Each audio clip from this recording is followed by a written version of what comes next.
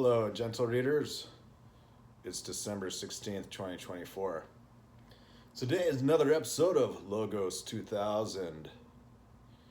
And what it's about is theory and the study in foundations. And that it's one of the most ancient terms, and that arrives at us from our most usual roots of etymology, the meanings of the parts of words, the stems and roots of words. And then it means words, logos. Sometimes also interpreted as a personage, or theoretically a being, from prehistoric times. Vis-a-vis, the most usual interpretation is also, but not directly here, is the word is interpreted as the word, and so in Christianity it means Jesus. But here that's just is kind of a secondary reference, because the word is part of the surrounds of the idea since then. And what's referenced in that work as a technical work, the story, the liturgy, and what it is, the Old and New Testament, it starts with nothing and asks and answers for a fundamental question of metaphysics, that there is something, and that it's space and light, or it's like geometry and space-time. And that there is another beginning of things, a beginning in the middle, as it were, as to how words arrive, and finite single elements of speech or communication arrive. And with regards to why then, for example, there's a careful consideration of the Vedas, which is as well very, very ancient, and among the oldest traditions yet available in its carried down and curated form for matters of perspective and projection, that the Vedas are deemed to have a technical import with regards to what they are and what they intend to convey.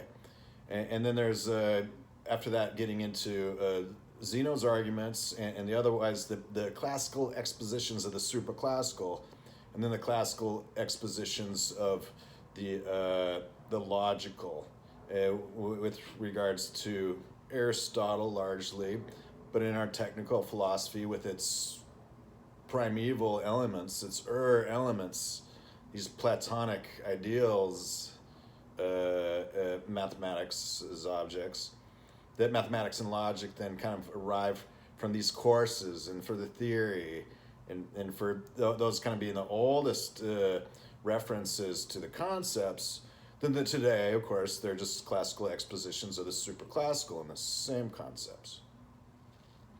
So last time, yesterday, it was about natural infinities, meaning that when we study the infinitude of numbers, finitude of members of a collection of finite numbers, all the finite numbers, an infinitude, infinitely many of the finite numbers, then what's so arrived at is an infinitely many and an infinitely grand.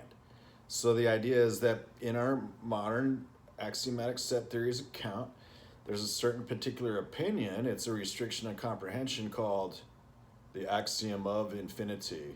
But it's not just an axiom of a completed whole, infinitely many containing infinity.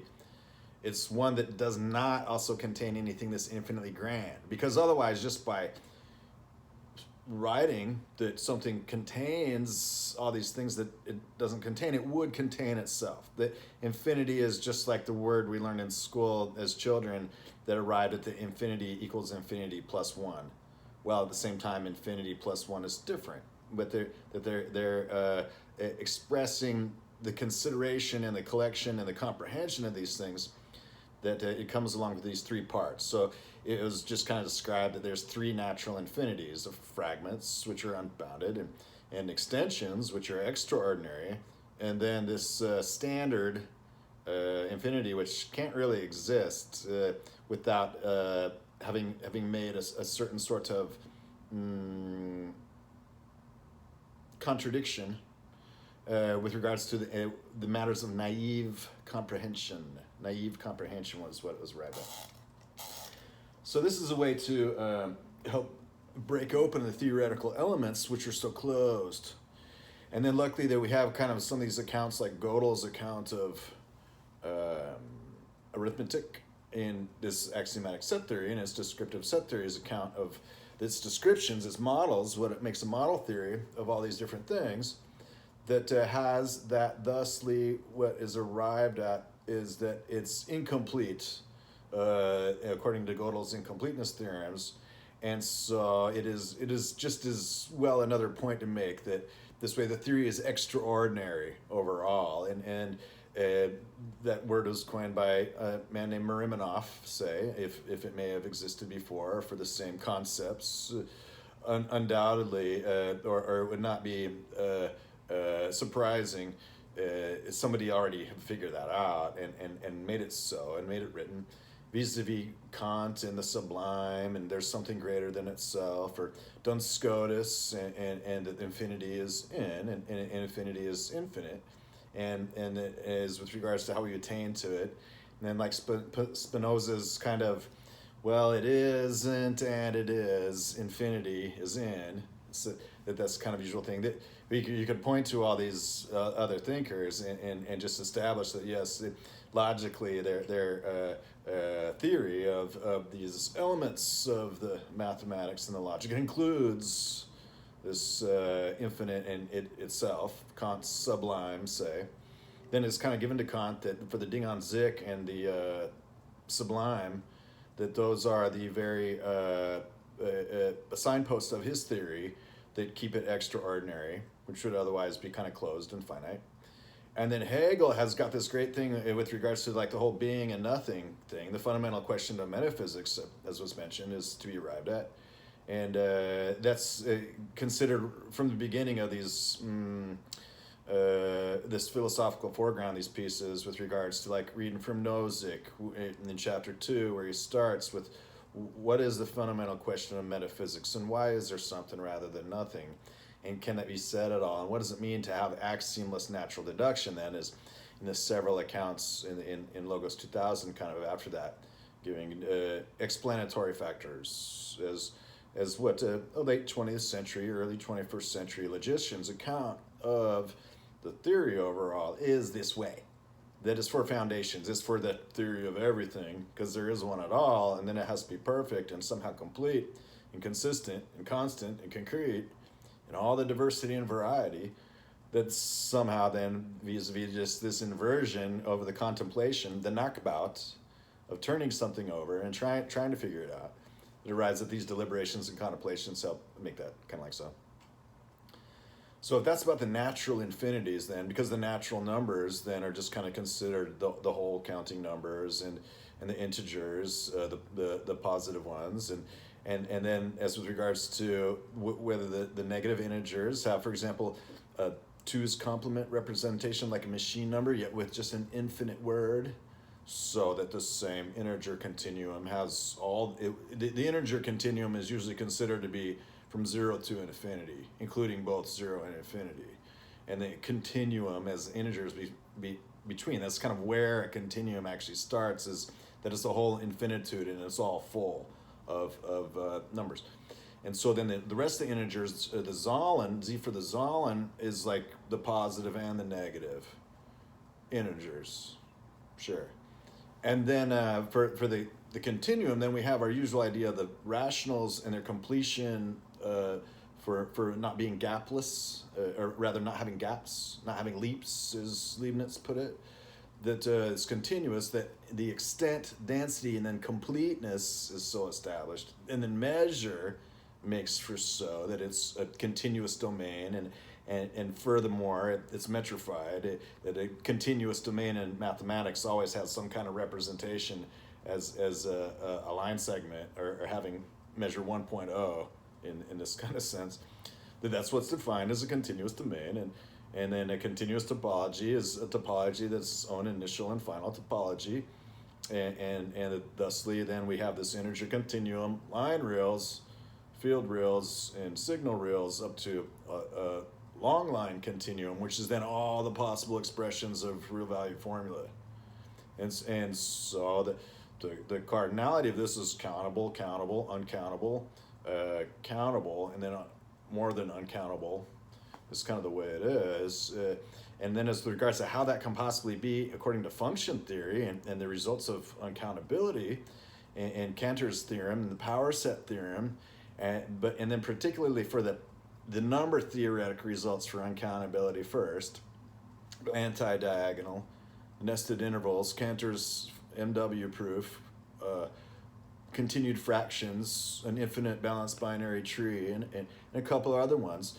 What's arrived at is luckily the most simple thing of thinking of infinitesimals as the standard infinitesimals we were told to ignore in before calculus. So we always use delta epsilonics for everything that arrives at things in calculus. The standard linear curriculum has that. What's arrived at is a non-standard function and as model functions. It builds from the integer continuum, a 0-1 uniline segment, and it's got extent, density, completeness, and measure to be established, and so established. And it falls out of, otherwise the uncountability results is not being directly contradicted. Then it's just given that instead of living in the land of Cartesian functions, because otherwise a cardinal is defined, that every set only has one cardinal and does not relate to sets. They're not in having the same cardinal, the equivalence class of sets that have one-to-one and onto bijective functions, meaning that every element of the domain and every element of the range has a one-to-one relation either way, both ways. And this way, this is simply not a Cartesian function. This is not a real function, non-standard function. This is so defined to derive a continuous domain, these line reals. And the iota-values, as they're called. So they're not members of the complete order field. They're not necessarily called reals because that's already occupied, as it were, by the complete ordered field. But what they are is also members of a model of a continuous domain, so that then when it's established that the functions don't necessarily have to exist and it can't be kind of reordered and broken apart, this one function, the natural unit equivalency function, which is kind of here what it is and does, but it's kind of also called something like the function between the discrete and a continuous, that it is that thing in the natural unit equivalency function. It's so arrived at that then besides the number theoretic results, of course, for uncountability, establishment of like there's a greater cardinal than the cardinal of the integers, which is still infinite. It's higher infinites, transfinites they're usually called. These transfinite cardinals or transfinite cardinals has that that's still perfectly well for what it is in this standard model with the standard model of integers. After building this function as a limit of functions and seeing it arrived at that the deduction completes kind of thing, then after the number theoretic results where it's not disqualified, all other functions eventually are failed, but it's kind of unique in this sense. Or it's reverse, either suffices, but that's kind of unique in that sense. Then there's the power set result itself, so that resolves again for the extraordinary. We have a model of ordinals, and just like from the discussion from the natural infinities, that there's fragments or extensions, that the extraordinary bit makes for these ubiquitous ordinals in the extraordinary. Thusly, it's so arrived at the missing element from the power set result is the empty set, and it's not there. And so, again, it's just to have so that it can never end in a land of contradiction. It's altogether then thoroughly part of this holistic approach in Cantor. So if last time I was going to talk about natural infinities, because there's no standard model of an infinitude of integers, there's fragments or extensions always. Vis-a-vis that when there's one in the middle, what that means for a law of small numbers and a naive law of large numbers, right? Then there was mentioned there's at least three laws of large numbers. There's at least three continuous domains. There's at least three limit theorems for probability and statistics. There's at least three convergence criteria that would have to kind of suss out either way. And there's three Cantor spaces, which are the ideas of that to write a number as like just a sequence of zeros and ones, so all in binary after the radix, so like 0.0000 to 0.111 being from 0 to 1. all of those possible ones there could be, and any combination of zeros and ones with a beginning and no end makes this, it's called Cantor space. And so usually that's the idea. It's like, well, it's uncountable, and so is it really a space? It's like, the numbers it's supposed to represent are a space, but you got dual representation, you got these different kinds of things. So we have a sparse Cantor space, because most of the values don't exist by definition to be definable. And then there's square Cantor space is like, well, this natural unit equivalency function, its range is these values in this order. And it's like, well, how can I tell the difference between the first and the second one? Is like, well, you can't, because the first infinitely many terms look like zero. But all it just says is they're constant monotone, strictly increasing. As a result of the function, it can't be pulled apart, it can't be rearranged. It's defined by as a limit of these simpler functions, just numerator over denominator, as n goes to d and d goes to infinity, the function. Thusly, then there's this third Cantor space, this signal Cantor space, which is intended to. I don't really know as much about it, but it's just intended to convey that when the rationals are full and huge, but they're not yet complete, they're still huge. Sometimes this is said that it's a very technical term. It's like the rationals, according to their cardinality, are countable yet huge. Because then doubling them makes sure that there's issues in the doubling spaces and doubling measures. So that's already discussed here, all these things. It's already written out very, very much so on all the essays with regards to, at some point in time was established that the requirements of a continuous domain was extent, density, completeness, and measure. And then that was given for this these line reals and then also the defense of the line reals from being continuous yet countable is like so, as just described. But that was already very well established after kind of a long, drawn-out thing. And then particularly finding for the extraordinary that it's definitely part of the theory, and that there's tended to be a model of it. Even if there's a standard model of it, we can point to Skolem and works like Cohen's independence of the continuum hypothesis, or some like von Neumann's side of the independence of the incompleteness of arithmetic, to use the same tools. See, it doesn't really add anything to the theory in terms of axioms. It's kind of less, and it's considered that the real theory is like an axiomless natural deduction that arrives at all this stuff. But in standard set theory, or Zermelo-Fraenkel set theory, as necessarily with no matters of perspective or classes, and just to help define things, but and particularly about ordinals, like if you study the continuum hypothesis of your Cantor about the density of cardinals and their succession, then you should know about Cohen's proofs of the independence of the continuum hypothesis and how it employs model theory about ordinals to make it so kind of like Skolem and Lowenheim have established that there's this extraordinary bit existing, that this kind of raft of results is available from all the other results without necessarily having to make much more of them on their own. And then that the function theory, that there exists there exists a non-Cartesian function. Every other function can be reordered. You can just imagine it by switching two elements. It's a function as well. And so that's just let out and shown as like, well, maybe that's just is a simple little proof that something like that doesn't necessarily exist. And that thusly this whole thing between the discrete and the continuous is held up all together with regards to having these line reals, a model of real valued variables. They're a continuous domain, so relating to geometry. The field reals, completely standard, the standard linear curriculum, that which all mathematics students sat for years and years and know. It's the same. And then the signal reals is for students of signal theory and information theory, that is like so. It's Shannon's theorem or Nyquist's theorem for a continuous domain. And then the long line reals are as from Emile Dubois-Reymond, who also kind of invented the anodiagonal argument as he was looking around this, in the 1850s or whenever it was, and otherwise study this infinitar calcul, the calculus of the infinitary, and a scale of infinite numbers.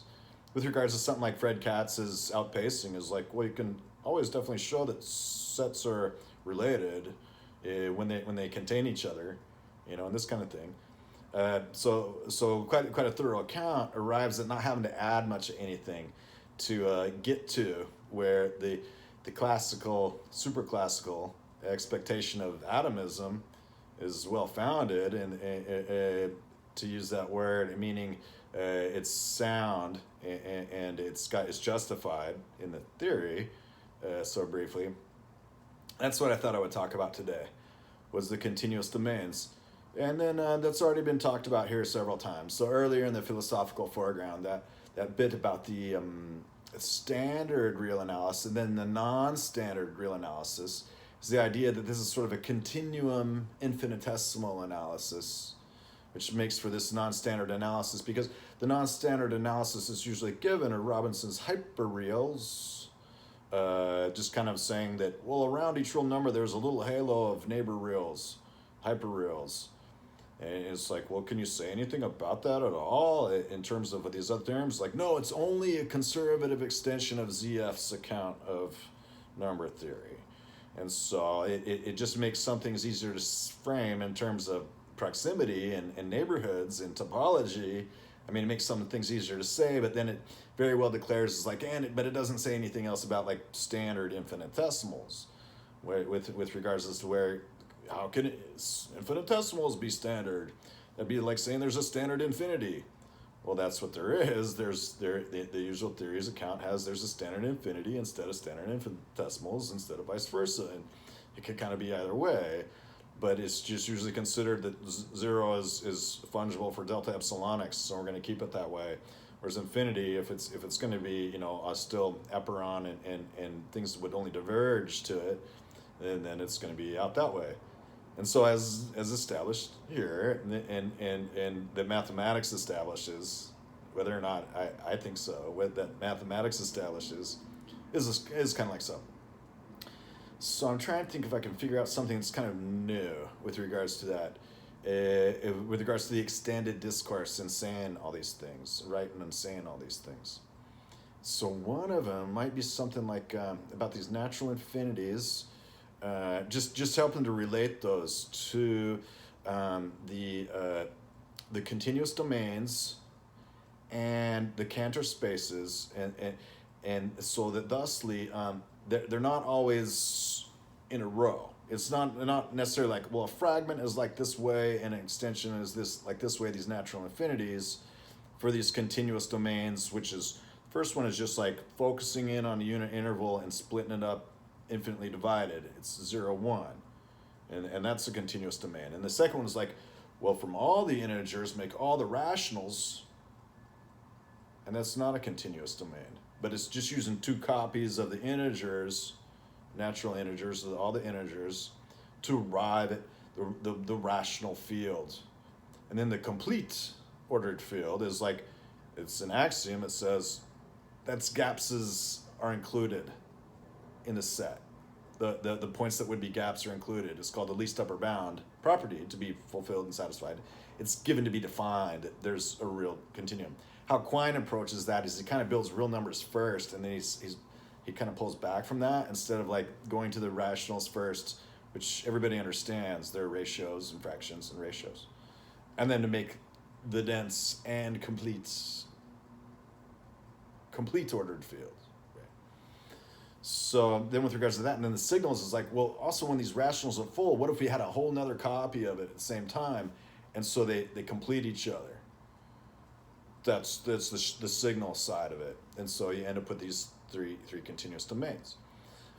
And as with regards to how there's like a potential or practical or effective or actual infinity, that's its own sort of way of looking at things in bounds and the unbounded and resources and rates. Because the idea is that in mathematics, usually us lazy, forgetful mathematicians can use two copies of a variable and just imagine they relate. the idea here is that there's only one copy to deal with, and so somehow when we're making copies, we have to bookkeep the copies. And so this helps explain further why then when we have a countable domain that's a continuous domain, it's special in this very particular sense about the integers and these copies of the integers, and why otherwise the complete order field is pretty simple after that, although it does have defined least upper bound property and defined measure 1.0, that the unit line segment's complete order bound property is still kind of like, well, it was an integer continuum that started it, so there's just, it always has its next. And then 0, 1 is just, that's the length it has. So this length assignment makes for a measure algebra and a measure 1.0. So that then, with that first, then it's like, now we put that aside. We can't use that in any of our usual accounts of algebraic manipulations and derivation because nobody bookkeeps which copy of the resources of the reals they're dealing with. It's like counting fingers, like, well, whose, something like that. But then once that's established for a continuous domain, you can say, well, we have the rationals. We know there exists a continuous domain, just like we can take real numbers as a rational number and then an equivalence class of sequences that are Cauchy that define a real number, which is the usual definition, that at least one of those exists, and any one of them can be defined thusly, but we kind of run out of definitions because the words are countable space when they, to achieve, to complete. For these kinds of things, that makes it so that then there's a continuous domain. There's just an integer part and a non-integer part for these among the real values. And so that's when you usually have different models of continuous domains. At least you can always just say real valued, because they have some kind of point that a member of this continuous domain, a member of that continuous domain, both on the linear continuum, the real number line, a point that exists in one exists in the other and vice versa. It doesn't say how to affect that in one of them they're contiguous and previous and next are just part of this neighborhood or the halo of the hyperreals as they would be. And then this other one is just like the next modular increment of some bound which built it down, which builds this series, equivalence class of sequences of series that have the Cauchy property, that they have a limit, reach their limit, and that's the definition of real numbers in the standard linear curriculum. I leave out Dedekind cuts, which is like saying, well, how about just all the rationals less than a given real number? Because you have to have real numbers to define those. And you might say, well, then you could just have partitions or rationals or four splits or something like that. And then there's going back and forth because that would cause a contradiction because the rationals are huge, but being used to define Dedekind cuts that, at least in the curriculum that I came up in, it was equivalence classes of sequences, these series that are Cauchy, that have the Cauchy property, that they have a limit.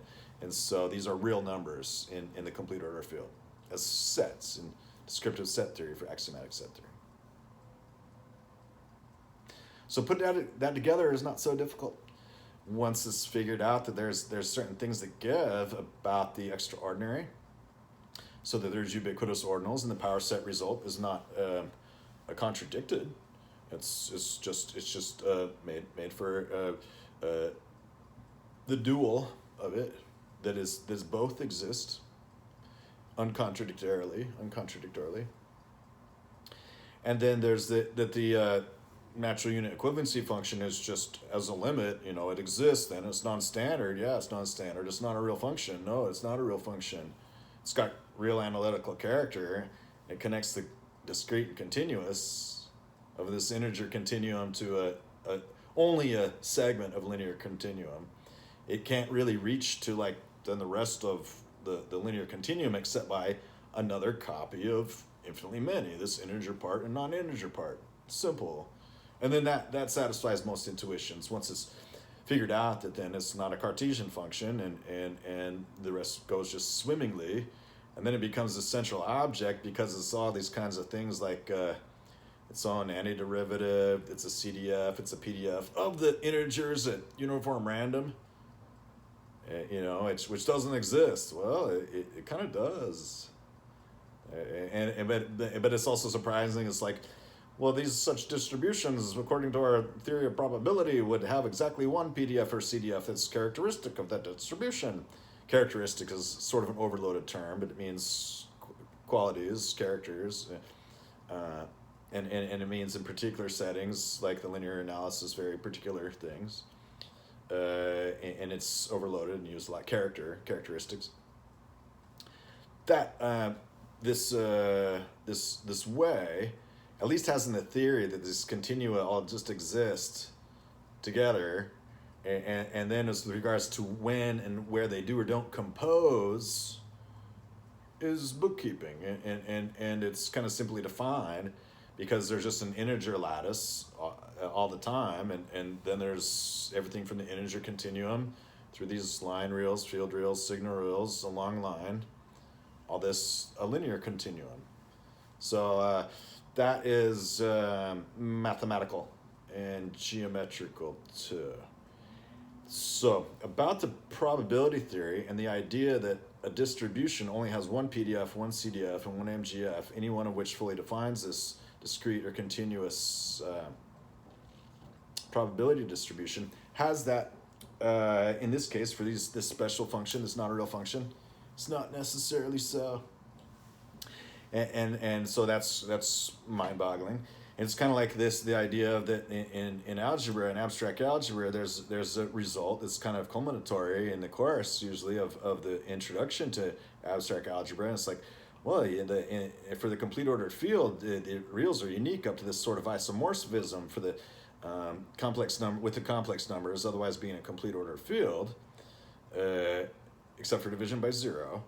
That then this idea that via another kind of just non-standard function, it's possible to equip -1, with this, and it's kind of like, well, it makes another one. So what was a uniqueness result is a distinctness result. And it exists constructively. We're constructivists, so everything that comes into play for making things structurally, for proof theory and model theory, has to kind of arrive at having something that builds it, that's got a structure, that's definable and defined. So this is a pretty great way to go about things. Similar with like well ordering the reals, because you go to get around to it, and it's like, well, any subset of a well ordering the reals of these Cartesian functions is also one. So if one of those ever had any uncountably many infinite in a row, then it would be there would be rationals among those, because the rationals are huge and dense, and yet they're countable. And so say no more. It's kind of left out. It's like, well, what's real ordering the reals then? It's like they are. Or it's just this. It's just from 0 to 1, and it's their natural order for a model of a continuous domain. And then how can that be for like a set that this, because every set in ZFC set theory has a well ordering. It has a way to define that everything is in order. Because that enables, making a case for each element of the set in the proof machinery. It's a model. So then how to make that is kind of like, well, we have a whole model of real numbers that would contract and result this unit line segment, and as well you have to build it out for each one of the integers to get the whole linear continuum there, to well ordering the reals. Another example of sort of distinctness results, or what ends up being kind of contrived is necessary without much otherwise having any other way to provide those things, or rather more so being able to show that there's contradictions when there's not. So that's a fun one. And then what are some other fun things about this that affect distinctness results instead of uniqueness results, or affect uniqueness results themselves? So like this function, the equivalency function being unique is kind of unique. The reverse is just like 1 minus it. So it ranges from 1 to 0 instead of 0 to 1. And so like the equivalency function plus the reverse equivalency function divided by 2 is kind of a function, and yet at the same time it's a different function, and at the same time it's another PDF and CDF, as it may be, of the natural integers at uniform random, which is just surprising to imagine exists, because anybody who gets into probability theory knows that for discrete distributions, like how many times does this Poisson distribution estimate that buses will arrive in this hour? Or what's the mean time between failure? Anything that grows, and what's the random number that it would be as an integer?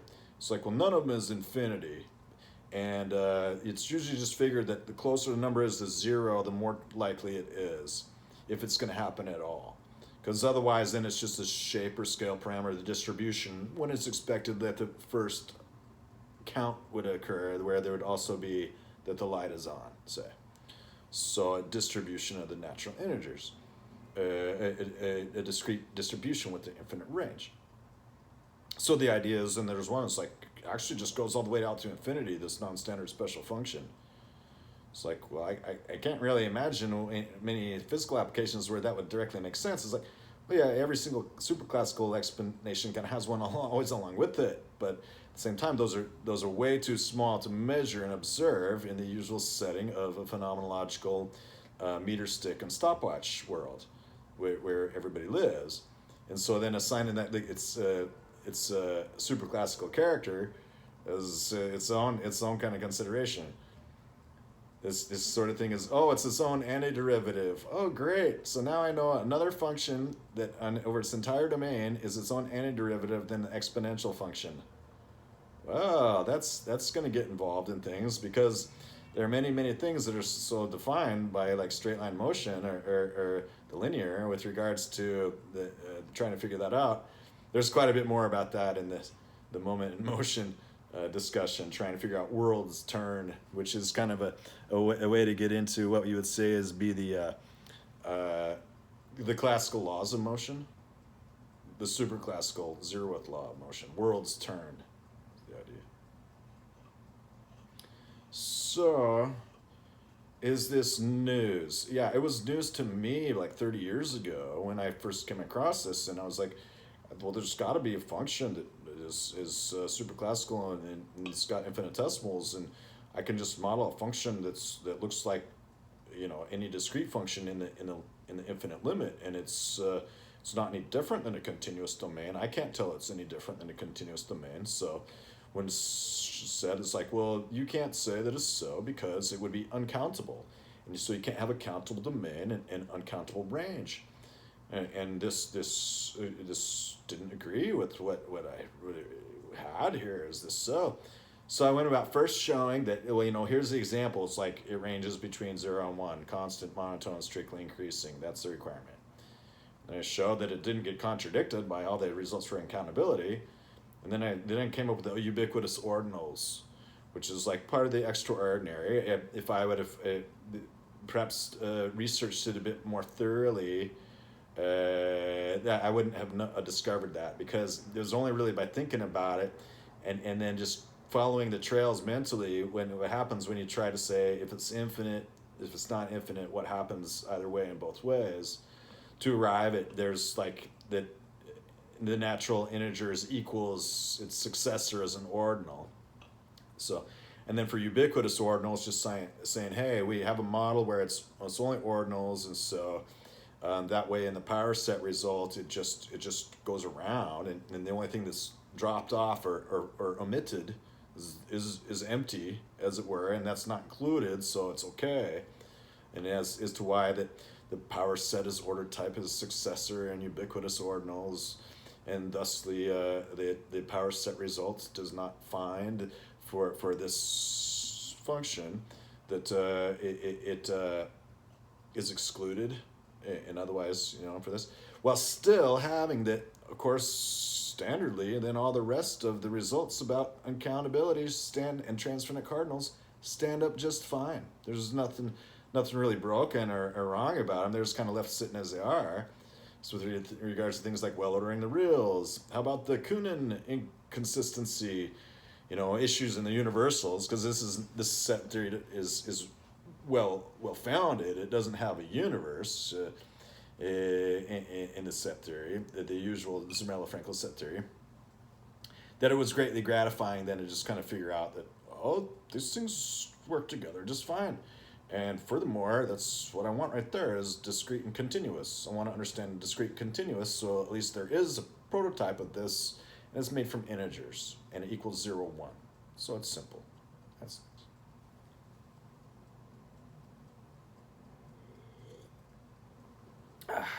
then, of course, it's considered, is studied here a lot, all these, because basically for physics, but after, the applied mathematics, the physics and mathematical physics is that there's like a Jordan measure, Jordan content and Jordan measure is described here. It's like, this is not simpatico until it all works together. Or metrizing ultrafilter and these things with regards to various cases for the signal reconstruction. And then it also kind of goes along with like well ordering the reals. And some point in time, some gentleman I recall issued a paper and was like, oh, well, the reals are well ordered. And this was maybe coming down from some other assumptions, determinacy or something like that. No, it's not. Similarly with the illative or univalent in homotopy type theory, it's like, well, this was kind of another axiom, and it gives us a whole raft of theorems that otherwise we could pretty directly contradict ourselves with. It kind of makes for an infinite union instead of a pairwise union.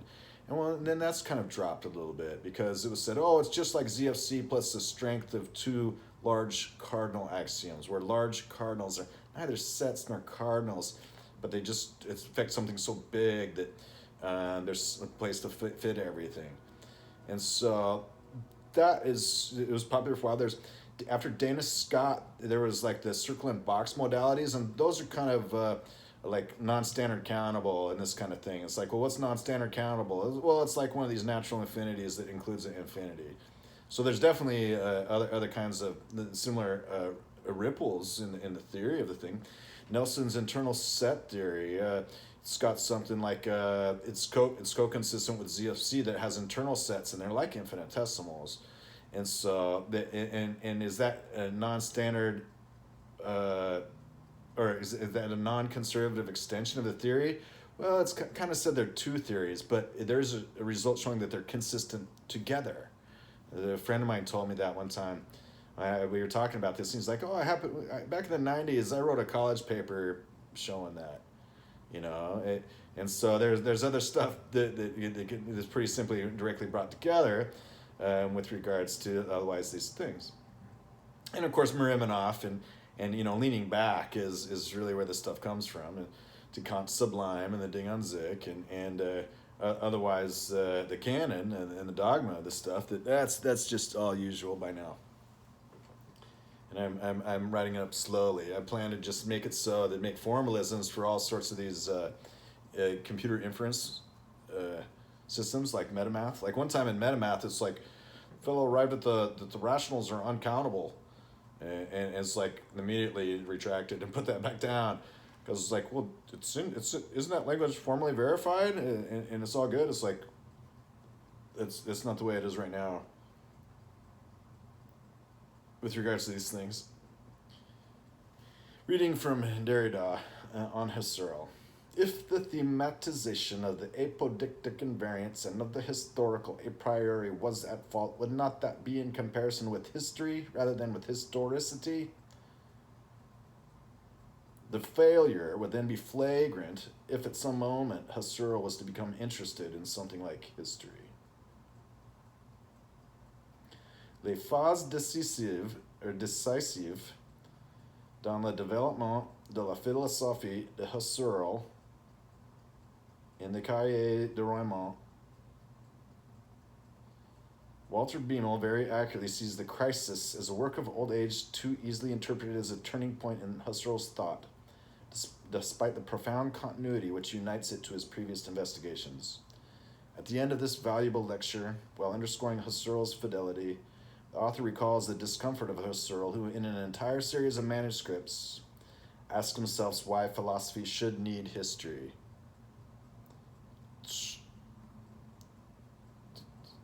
I think it goes without saying that if there's to be a future, there surely needs to be a history. And then this is more about as regards to the consideration of Husserl and the transcendental, as regards to that's like objectivism and ideals and so on again. Recursion. Delimit those structures of the pre-scientific world which could institute a geometry. This description is always possible, since the stratum of the pre-scientific world is never destroyed nor definitively concealed. The stratum remains intact under the universe determined by the ideal exactitude of science. And according to an image which Husserl uses at least twice, it is nothing more than a garb of ideas thrown over the world of immediate intuition and experience, over the life world, for each of the results of science has foundation of sense in this immediate experience and its corresponding world and refers back to it. It is through the garb of ideas that we take for true being what is actually a method. That's kind of the logicist positivist account for justification. Say it's like our science is a science, and it's our first principles and final cause, the theory and science itself. And so here then it's just like there in our merest teleology, it's continuity, and so then that gives geometry is the idea, this axiomless way.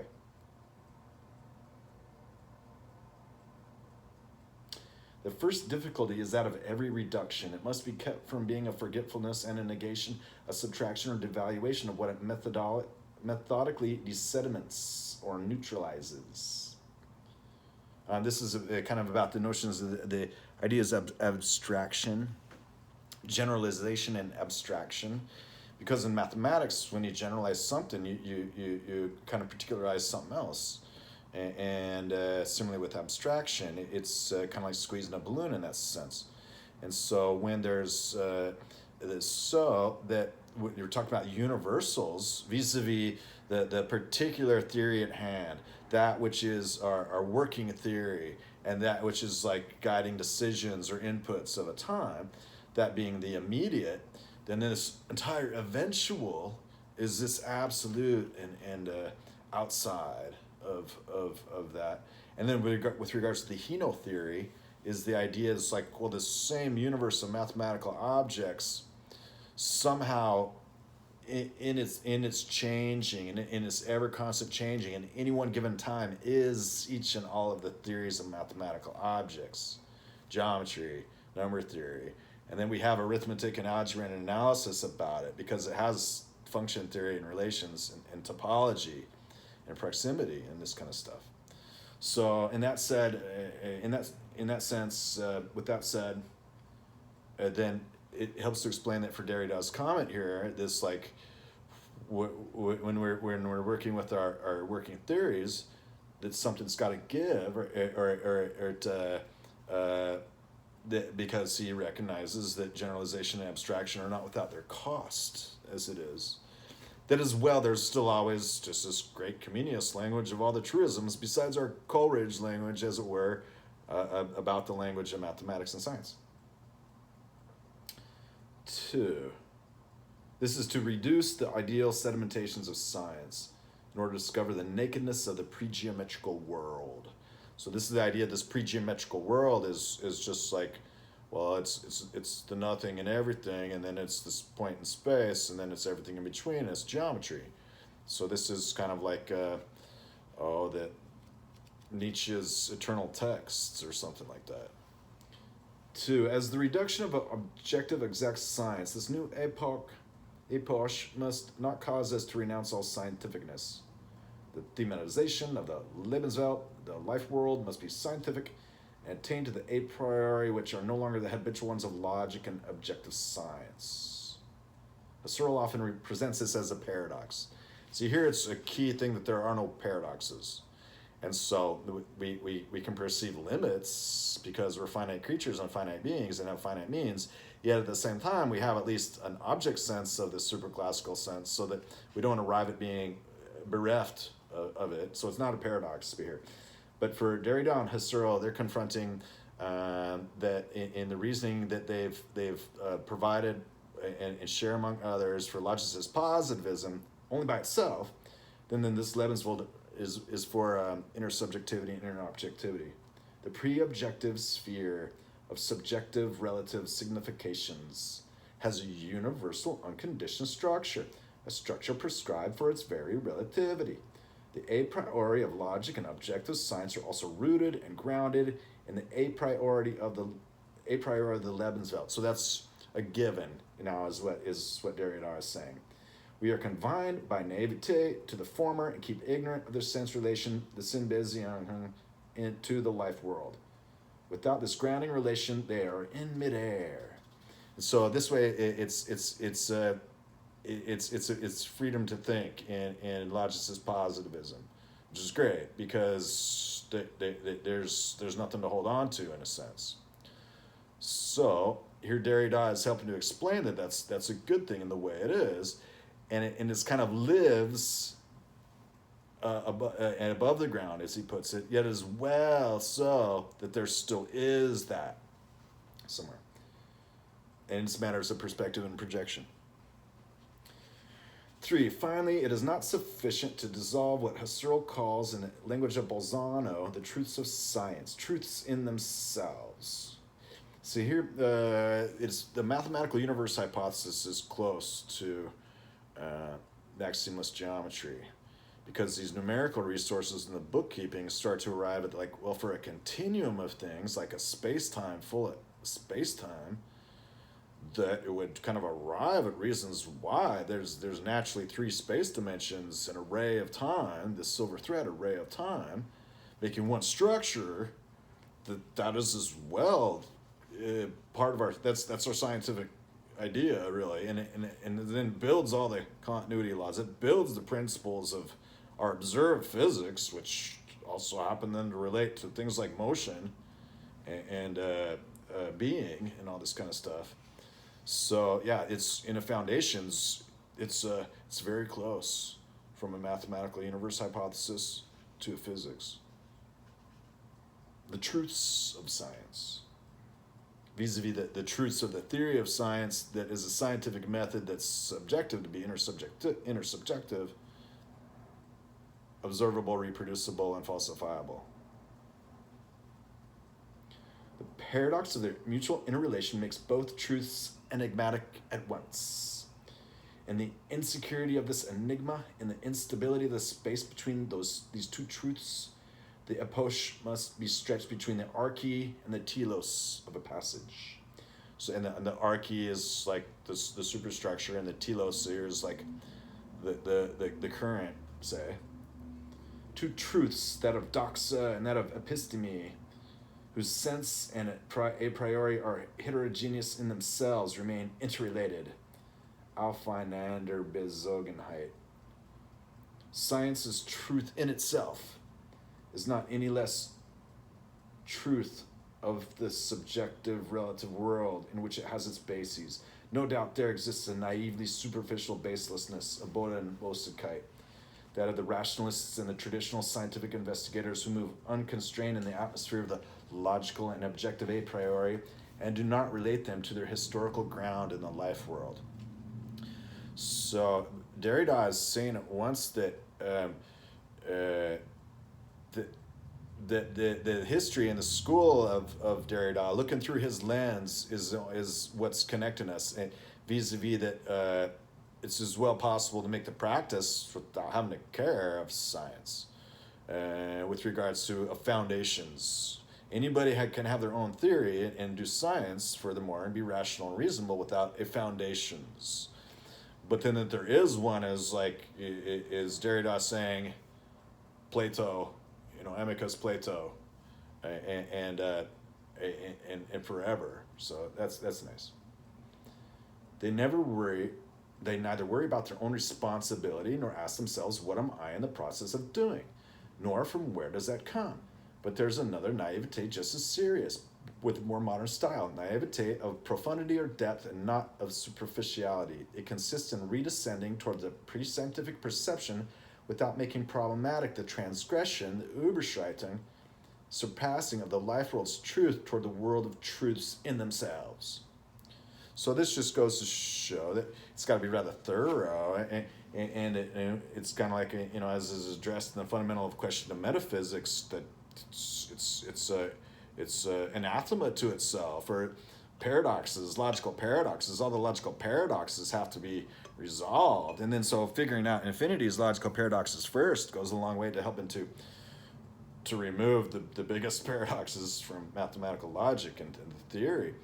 But then these other ones that kind of arrive as just kind of matters of being, after the liar paradox is resolved, because we got a comenius language and it's okay, we at least know what a lie would look like without actually having to have one, or these kinds of things, or otherwise why there can be no paradox at all, is this more thorough course to have a stronger mathematical Platonism and a stronger logicist positivism, and at the same time.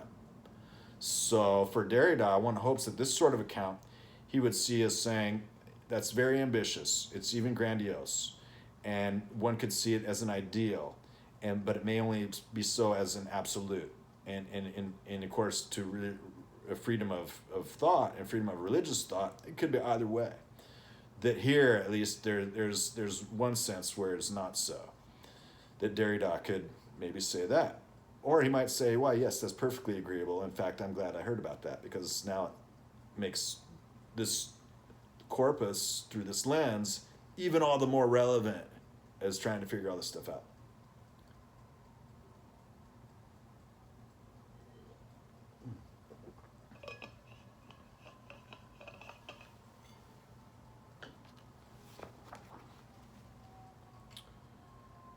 How can the return to the structures of pre-scientific experience must continually keep alive the question, how can the a priori of scientific objectivity be constituted starting from those of the life world? Well, we have a mathematical physics, and then we get into foundations. That's kind of what foundations is about. Without this question, any return, however penetrating, risks abdicating all scientific quality in general and all philosophical dignity, even if it might have tried precipitating a legitimate reaction to what Husserl calls intellectualistic hypertrophy. That sounds familiar, because it's like, well, I've been thinking about foundations for a long time, and I forgot almost all my trigonometric identities. But here it's as well kind of the other side. It's like, well, in logicist positivism, now it's great, and it's like I know every single line in this table from the CRC, but is it really so? This kind of thing. Intellectualistic hypertrophy. If we consider this question to be at once historical and transcendental, we see to what irresponsible empiricism all the phenomenologies of pre-scientific perception are condemned, phenomenologies which would not let themselves be beset by that question, or to make it so in their object sense that it's reconciled, and that due to the establishment of a context, there's a mental intersubjectivity. We must also beware of forgetting that this pre-scientific world, which the proto-geometer has at his disposal, and which we thus recover, does not have the radicality of the pre-predicative world, to which Husserl tries to return. Above all, in experience and judgment. So then I'd be interested in Husserl here, in experience and judgment, with regards to what the pre-predicative world is. Because the idea is that predicativity is like what lives in this Tino theory of all the things. It is what it is. It builds relation and what's so. And so that's maybe something for it to be said. The pre-scientific world is a cultural world already informed by predication values, empirical techniques, and the practice of measurement and inductiveness, which themselves have their own style of certainty. And then he says that gets into, studying Husserl's text. And he's like, point out again the dependent status of Husserl's text, where it is so, and this kind of thing. Because it's an effort in foundations, and it intends to find truths of these things. Certainly, the essential structures of the pre-scientific world are discovered by a double reduction, that of all determined factual culture and that of the scientific superstructures, which extend beyond particular cultural areas in order to be free of them, and freely of them, and free about them, and so what they are and what they must be, as sign. But this should not make us forget that the pre-scientific cultural world can be reduced in its turn in a radical epoch, which wants to cut a path toward what is already supposed, the transcendental constitution of the object in general, before the ideal object, which serves, however, as an example and model for objectivity, the pre-predicative stratum of experience, the static and genetic constitution of the ego and alter ego, primordial temporality, and so forth. These here are related to just general ideas of the thorough object sense. So there's much more to be read about this, about geometry, kinematics, pure physics, and so forth. And so we'll pick up some more from this about Derrida and Husserl for 20th century theory of science and theory of objectivity with regards to that being a common goal, and one that would necessarily involve finding a theory without any paradoxes at all, or at most just the one that there is none. This is the idea. Warm regards, gentle readers. Happy holidays.